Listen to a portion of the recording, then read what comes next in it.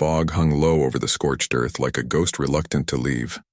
In the dawn hush, the world still whispered of gunfire and agony, though the Civil War had ended months ago. The battlefield was quiet now, only broken by the caw of distant crows and the crunch of tired boots pressing into ash-covered soil. Anna Cartwright moved slowly, the hem of her once white nurse's dress stained brown with mud and blood. She wore her grief like a second skin, layered, weathered, unwashed. The coat she'd stolen off a fallen soldier barely kept out the bite of the early spring chill. One hand clutched a satchel close to her chest, the other occasionally resting on the slight but unmistakable curve of her belly. 5 months along, give or take. Her late fiancé's child. A child conceived in a tent behind the front lines, where moments of love were stolen between amputations and screams. She had not planned to come this far west. But after his death at Petersburg, after watching Private Thomas Reynolds, a man she had loved despite the color of his skin and the hatred it summoned, bleed out while begging her to live, she could no longer stay. Not in Richmond, not in the makeshift Union camps, not in any place where her grief was a mirror held up to strangers who didn't want to see it. Westward, the whispers said. Out there were new starts, places untouched by the war, places where no one asked questions. The town was called New Hope, a name heavy with irony. She reached its outskirts as the sun pushed through the cloud cover, casting the ramshackle settlement in a light that revealed more truth than beauty. The buildings were wooden shells, rough-hewn and gray from wind and weather. Chickens pecked at dry earth between homes. A man hammered a horseshoe in front of a blacksmith's shed, his eyes never lifting to greet her. No one did.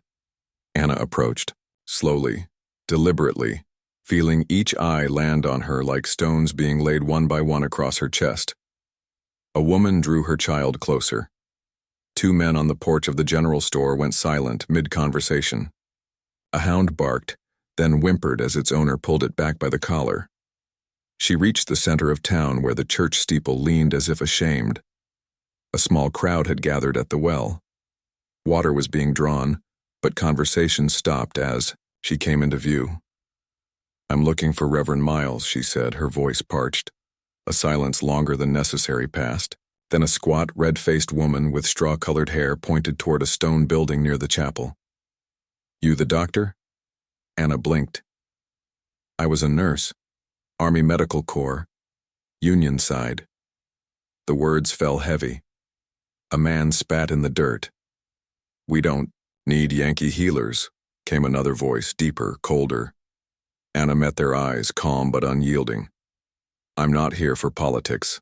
I'm just looking for shelter. I can help if there's sickness, injuries. I don't ask for much." A child coughed nearby. No one looked in its direction. The woman who had spoken first shifted uncomfortably. "Ain't right carrying a child alone. Folks talk." "They always do," Anna replied. Reverend Miles was thin and pale with a crooked nose and kindness, buried so deep behind his sermons that Anna couldn't quite reach it. He offered her a room in the church's rear stable, where horses once slept, but now only dust and silence remained. She cleaned it herself, built a fire, boiled water. She didn't mind the work. Manual labor kept the memories at bay. At night, the town murmured around her. She heard her name mentioned in sharp, hissing syllables, heard the words colored lover and devil's womb. She said nothing. Each night she hummed to the life growing inside her, a tune Thomas had sung once in a voice deeper than rivers. The dreams came regardless. Blood under her fingernails, screams in the mud, her hands pressing down on intestines, trying to keep a young boy's life from spilling out. Thomas coughing blood, saying her name like a hymn. She woke from the dream with sweat on her brow and bile in her throat. She washed her face and carried on. She noticed the boy first. Red-headed freckles, no older than 12. He watched her every day, always from a distance. When she finally approached, he flinched. "I'm not going to hurt you," she said. He didn't answer, just pointed at her belly and whispered, "They say it's cursed. They say it'll come out black and scream like hell." She walked away, stomach clenched, hands shaking. That night, someone nailed a dead crow to the church door. Anna removed it without a word. The next morning, Reverend Miles refused to meet her eyes.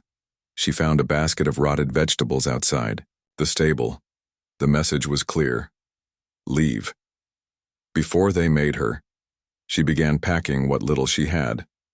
A pair of worn boots, a tin cup, Thomas's harmonica, though she had never learned to play it. She had no map, no compass, only instinct and the growing certainty that if she stayed, she and the child would not survive. She sought out the woman from before, the one with the pale hair. "They'll come tonight," the woman whispered, not meeting Anna's gaze. "They've been drinking. Jeb Hollis is riling them up. Says you're a stain on God's land." Anna felt her breath still. "Why warn me?" The woman shrugged.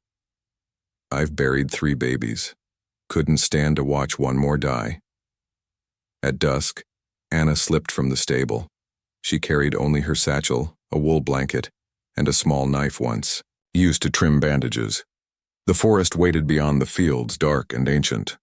Her boots sank into wet earth and branches clawed at her face like angry hands. But she did not stop. She walked until the sky turned black, and the only sound was her own heartbeat. And then she walked further. Behind her, distant shouts rose, torches flaring like angry fireflies against the tree line. They had come for her. She ran. Her body screamed in protest. Her breath came in ragged gulps. The baby shifted inside her, a jolt of life that drove her forward. Somewhere, a hound bayed, barking, closer. Then the crack of a rifle, barking again. A bullet struck a tree beside her, splintering bark into her cheek. She ran harder. The woods thickened. Roots reached from the ground like fingers. She fell, gasped, rose. Mud clung to her hands. Her dress tore. Blood oozed from her shin. A river blocked her path. Narrow but fast. Icy water churned, biting at stone. She didn't hesitate. She plunged in, arms slicing through current. She slipped once, nearly lost the satchel, but clung to a root and dragged herself to the other side. The barking faded, but not the voices. They still called her name, Anna Cartwright. "You don't belong here." She pressed on. Her limbs trembled with fatigue. The cold gnawed at her spine. Branches whipped her face, the forest blurred around her. Time became a thread unraveling in fog. Her thoughts turned to Thomas, to the soft press of his lips, the warmth of his breath against her ear. The moment, he placed his hand on her belly and smiled, saying, "We'll make it out of this, Anna. You and me. We'll raise this baby right." He had lied, or maybe the world had. A sudden cramp bent her in half. Not yet. Not here. She stumbled into a clearing, collapsed at the base of a massive tree. The bark was rough, ancient, strong, like arms holding her. Silence. Darkness settled in full. Stars blinked into existence like pale witnesses. She curled around herself, teeth chattering. The pain in her stomach dulled. The baby kicked again, faint but insistent. Still here. Still fighting. Anna closed her eyes and whispered, "Not yet. Not now. Please." Far behind her, the woods echoed with the voices of men too afraid of the world's change to let it live. But Anna was beyond them now. She had crossed the river. She had chosen to run, not to beg. And something deep within her, something stubborn, defiant, furious, refused to die in a forest like a hunted dog. Tomorrow she would move again. Tonight, she would survive. Dawn came slowly, creeping through the trees like a wounded animal. The sky was pale and uncommitted, neither fully gray nor blue, a color that made the forest feel endless and indifferent. Anna stirred beneath her blanket of damp leaves and thin wool, her limbs aching from the cold and strain of the night before. Her face was raw from the wind, and the gash on her shin throbbed dully with every movement. But she was alive. The child, too. She felt it shift, quiet now, almost as if it, too, was listening to the forest breathe. She sat up slowly. scanning the woods around her. No torches, no hounds, no angry voices. The silence felt earned, like a debt paid in fear and pain. Her breath came out in a puff of steam. She wiped mud from her hands, checked the satchel, and rose to her feet with a grunt. The wilderness here was older than the war, older than any settlement. Towering pines reached high overhead, their tops lost in mist. The ground was slick with moss and damp earth, the air thick with rot and pine resin. It smelled of life and death and everything in between. Every sound, the crack of a twig, the rustle of wings, made her heart leap, but she pushed forward, one unsteady step at a time. She hadn't eaten since yesterday morning. Hunger gnawed at her as insistently as the cold. Her hands trembled as she fumbled through her satchel and pulled out the last of her hard bread. It crumbled in her mouth like chalk. She forced herself to chew, to swallow, to keep going. By midday, the forest changed. The trees thinned. Rocks jutted from the ground in strange, jagged formations, rising like old bones. She found a trickling stream and knelt beside it, cupping cold water into her mouth. Her reflection stared back, at her, pale and bruised, lips cracked, eyes hollow. She didn't recognize herself, not really. Not the woman who had once braided her hair in a Richmond boarding house, laughing with the other girls. Not the nurse who had held dying men's hands and whispered comfort into ears deafened by cannon fire. This woman, this stranger in the stream, was something else, something feral, and something unbroken. She followed the stream for hours, careful to avoid open spaces. Birds scattered overhead. A deer leapt away as she approached. The forest watched her, ever aware, but uncaring. It would not save her. It would not warn her. It would simply allow her to live or let her die. She was near collapse when the sky darkened again. The second night would be colder. The wind had picked up, whispering through the trees in a tongue she didn't understand. Her steps grew slow. She limped now. The shin wound had opened, and blood soaked through her stocking. She didn't remember falling. Only the sudden weightlessness, the world tilting sideways, and the crash of her body against the forest floor. When she woke, it was night again. Her vision blurred and cleared in waves. There was a fire beside her crackling softly. The warmth was unfamiliar, almost too kind. Her head throbbed. She reached for her satchel. Gone. Her heart jerked in panic. Then she saw him. A shadow sitting, just beyond the firelight, cross-legged still. His face was partially hidden beneath a wide-brimmed hat, and what wasn't hidden was half covered by a scarf or fur collar. His silhouette was lean but strong, outlined by the fire's dance. He made no move toward her. "Where's my bag?" she asked, voice dry, throat sore. He didn't speak. He simply gestured, slow, deliberate, toward a nearby stump, where her satchel sat unopened. She forced herself to sit up, pain slicing through her side. "Who are you?" Silence. He turned slightly, stoking the fire with a stick. "I don't want trouble," she said. "I'm just passing through." Still nothing.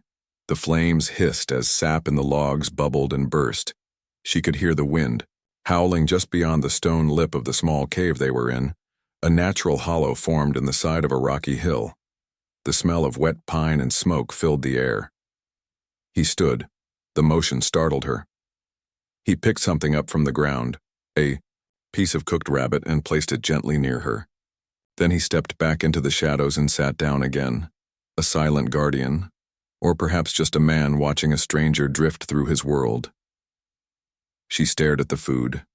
Her stomach turned in longing, but wariness held her back. He hadn't hurt. Her could have taken everything, could have left her to freeze. She took the meat with shaky hands and bit into it. It was gamey and dry, but warm. It brought tears to her eyes. "Thank you," she whispered, not expecting a reply. The fire dimmed as the hours passed. She drifted in and out of sleep, the pain in her leg dulled by warmth and exhaustion. The baby stirred inside her. She touched her belly gently. When morning broke, light filtered through the cave's mouth in pale blue streaks. He was gone. The fire was still warm. A small pile of dried wood had been left beside it. She limped to the edge of the cave and saw no sign of him. No footprints, no sounds, only the forest, unbothered by the quiet departure of a man who may have been real, or imagined. She stayed, for the day, cleaned her wound with stream water, rested, gathered her strength. When dusk fell, she prepared to move on, but as she stepped outside, she found him again. He was standing at the tree line, watching her. She froze. He nodded once, then turned and walked into the woods. After a pause, she followed. He moved like a ghost, silent, sure, always a few steps ahead. He led her deeper into the forest to places she never would have found alone. A hidden spring, a grove of berries, the remains of an old trapper's cabin where they could sleep safely. Still, he didn't speak. She tried. "My name is Anna." He gave no response. Each night he'd build a fire, share food, sometimes leave small things for her, a pine needle salve, a woven mat of bark. Once, a tiny wooden carving of a mother holding a child. The silence became less threatening, more sacred. She began to understand that his help wasn't offered out of obligation or curiosity. It was survival, passed from one soul to another like a torch in the dark. She stopped asking who he was. She began watching him, how he moved, how he listened to the wind, how he touched the earth before he stepped. There was a grace in him that spoke of loss, of exile. He bore scars on his hands and a quiet that had been earned, not chosen. One morning, as she cleaned the edge of a rabbit they had snared, she said softly, "You saved my life." He looked at her then. Really looked. His eyes were the color of storm clouds over a river, old and unreadable. Then, in a voice rough, as gravel and barely louder than the wind, he said, "Elijah." She stopped. Her breath caught, not just from the name, but from the weight of it breaking their unspoken code. "Elijah," she repeated, as though anchoring herself to it. He nodded, once, then turned away. That night she sang softly to the child growing inside her, a lullaby her mother used to hum. She noticed Elijah's back stiffen slightly, then relax as the song drifted over the fire. His hands, once clenched around his knee, slowly uncurled. The days grew colder. Snow threatened. They climbed higher ground, searching for shelter. Anna's strength wavered. Her body, never fully healed from the long trek, began to protest with every step. Elijah adjusted his pace, always near, always watching, never asking, never pushing. Trust, she realized, wasn't always built on words. Sometimes it grew in silence, in gestures, in the way someone offered you the warmer side of the fire, or turned away to give you privacy when you cried. They came to a ridge overlooking a vast valley. Smoke rose far in the distance, another settlement maybe. But Anna didn't want to go there. Not yet. The thought of more eyes, more judgment, made her stomach knot. She looked to Elijah, who stood beside her like a rooted tree. "Just want the baby to be safe," she said. He didn't answer, but he reached into his coat and handed her something, a small cloth pouch filled with dried herbs. "For pain," he said. She blinked at the sound of his voice again. Just 2 words, but they struck deep. They made camp that night in a cave, above the valley, wind howling around them. Anna stared into the flames, Elijah sitting nearby, sharpening a knife with rhythmic, careful strokes. She looked at him, this silent man who had become her protector, her companion, her mystery. "Don't know where we're going," she whispered. "But I'm glad I'm not going alone." He paused. Then, with eyes that had seen too much and a voice full of quiet truth, he said, "You're not."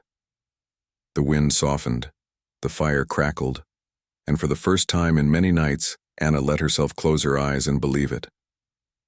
Snow fell silently across the valley, blanketing the world in a hush so profound it felt sacred.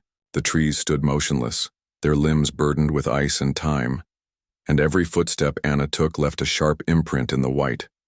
Her breath came in shallow puffs, visible in the chill air, and each step forward was a decision made with both courage and desperation. The pregnancy was now undeniable. Her belly rounded, weight shifted unevenly, and the child inside moved with restless insistence. Each movement was a reminder, a promise, and a threat. Elijah walked ahead, his pace slowed but steady, always attuned to her needs without her having to say a word. He would glance back every so often, not to ask if she was all right, but to make sure she was still fighting, still moving forward. There was no room for sympathy between them, only respect and the silent bond carved by firelight, hunger, and the knowledge that neither had the luxury of failure. They found the cabin buried beneath drift and ruin. It stood at the edge of a frozen lake, half swallowed by snow and shadow, but its walls remained intact. Smoke still stained the stone chimney, hinting that someone had once survived there. Elijah tested the beams, the doors, the roofline, and finally nodded. It would hold for now. They had reached a place they could stay, briefly, tentatively, until the storm passed or Anna gave birth, whichever came first. Inside, the cabin smelled of dust and memory. The hearth was cold, but still functional. Wooden chairs were stacked. In a corner, a broken cradle leaned against a wall and a rusted pan hung beside a boarded window. There were carvings in the beams, names, dates, crude symbols scratched by hands long gone. One corner had collapsed slightly, but Elijah patched it with pine branches and thick canvas. He worked in silence, methodical, his presence a constant reassurance. Anna sat near the hearth, staring at the blackened stones, her thoughts drifting in and out of the present like smoke. She remembered the night she and Thomas had danced barefoot in the rain outside a field hospital, both laughing despite the thunder, despite the blood under her nails and the smell of death that never quite washed away. His voice, low and calm, had told her about the farm he'd dreamed of owning, the apple trees he'd plant, the fence he'd build with his own hands. Now all she had of him was the child and a world that did not want either of them. Elijah broke the silence only when necessary. He told her when food was ready, usually rabbit, squirrel, or what little he managed to trap. He left bones at the edge of the clearing for scavengers, wiped his blades clean with snow, and slept, near the door, always alert. On the third night, Anna asked why he stayed. He didn't look up from the fire.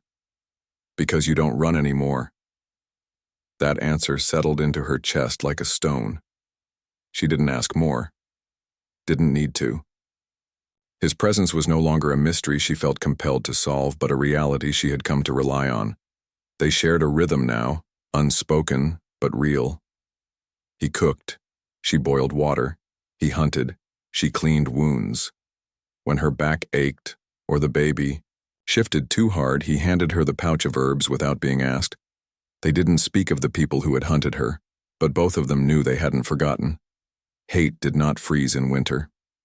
It waited. A week passed. Then two. The storms came hard and fast, battering the cabin with ice and wind that howled like wolves. The woodpile shrank. The dried meat dwindled.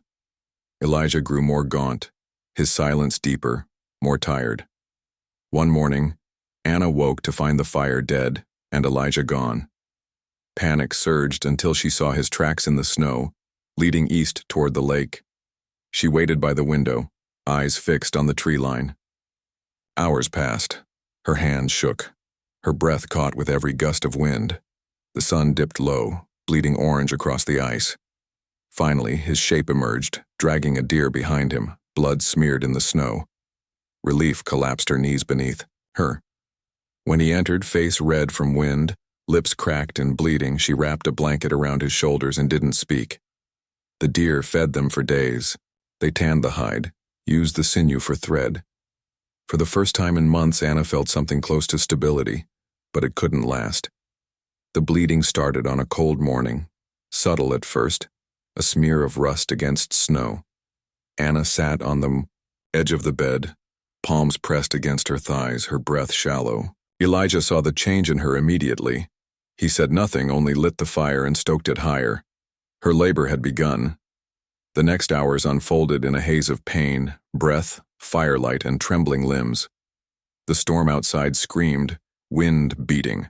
against the walls like angry fists, as if the world itself resisted this birth. Elijah boiled water, tore cloth, kept the fire alive while Anna writhed in agony, teeth clenched, hair matted to her face. Her body had endured war, famine, flight, and grief. Now it prepared to split open to release something entirely innocent into a world that had shown no mercy. She screamed only once, a sound that echoed against the stone like a cannon's echo. Then silence. Then crying. The child was born just past, midnight slick and wailing, a girl with lungs strong enough to defy the storm. Elijah wrapped her in furs, his hands surprisingly gentle, and handed her to Anna with a reverence that made her eyes fill with tears. She looked down at her daughter, small and angry and utterly perfect, and felt something she had feared lost, forever, purpose. For hours, the only sounds were the wind and the soft murmurs Anna whispered into her daughter's ear. She named her Hope, not after the town, but for the idea itself.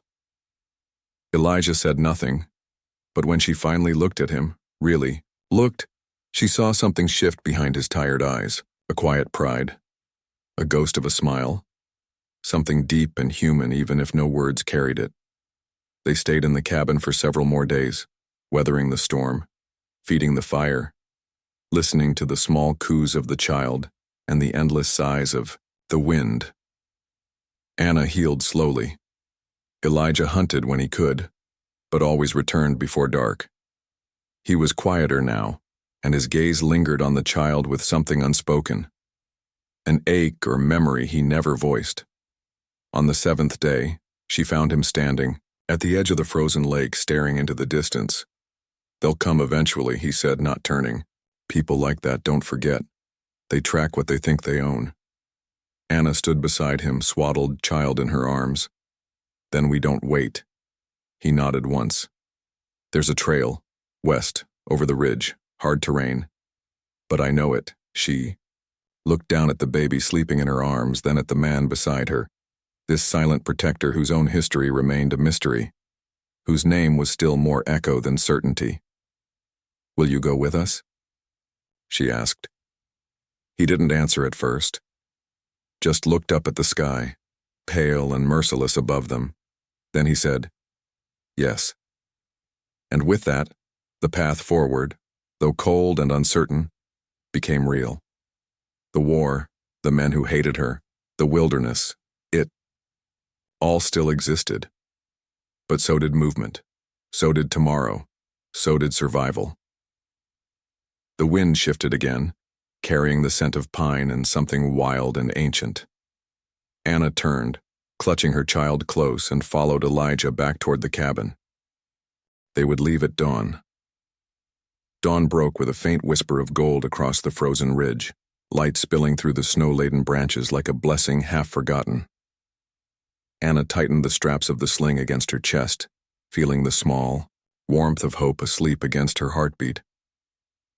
Elijah stood at the cabin's threshold, his back straight, eyes scanning the tree line with the silent precision of a man who had learned to hear danger before it arrived.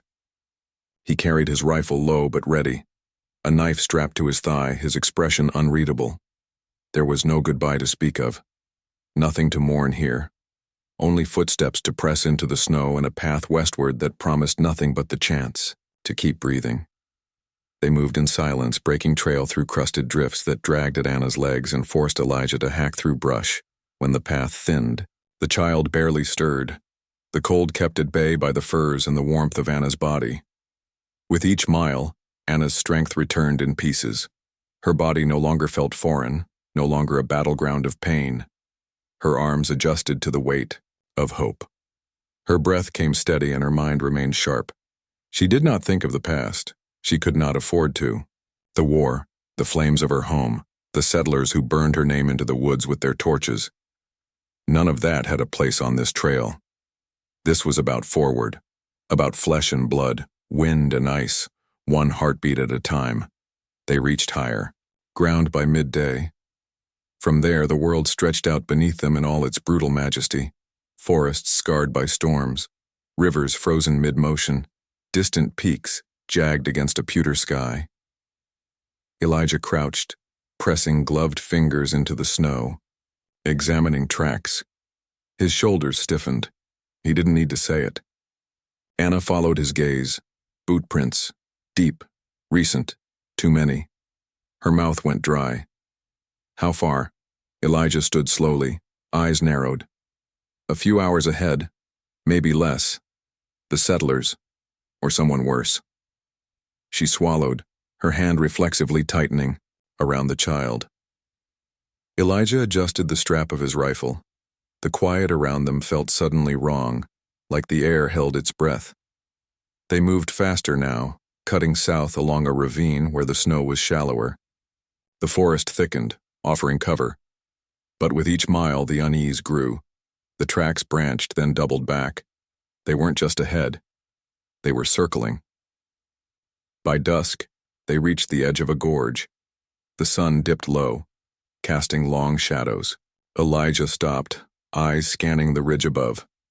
"We have to cross now," he said, voice low. A narrow log bridge spanned the gap, slick with ice, barely wide enough for a single person.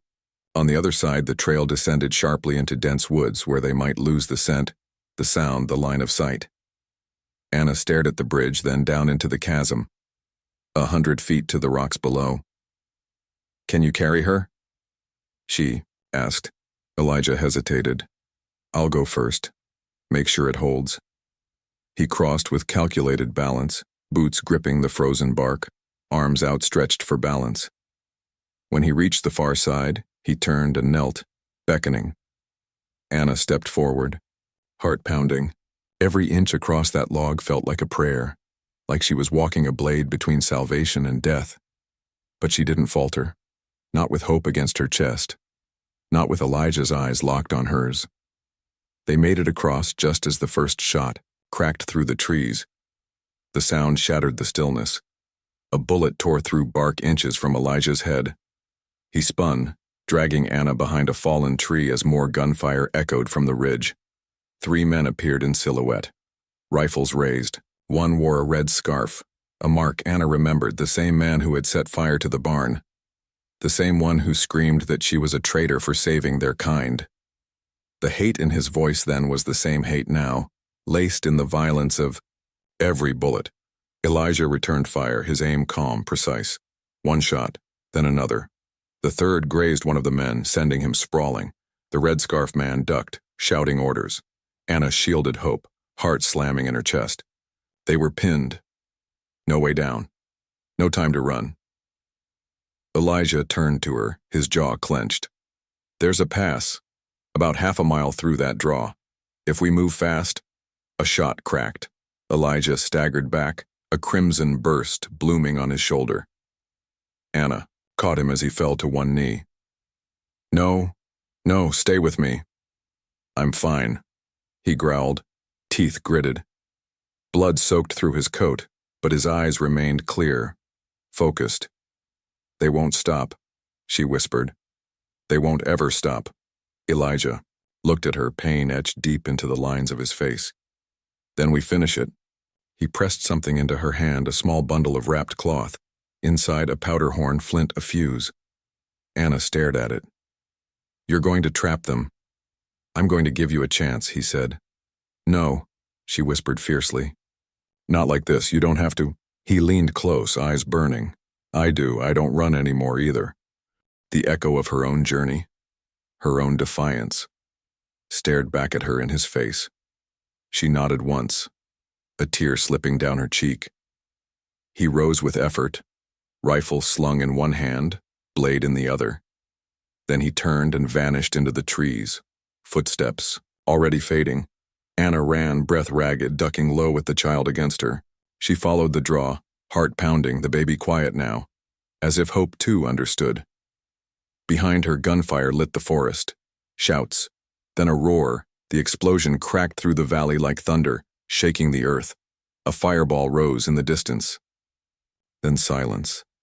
Anna didn't stop.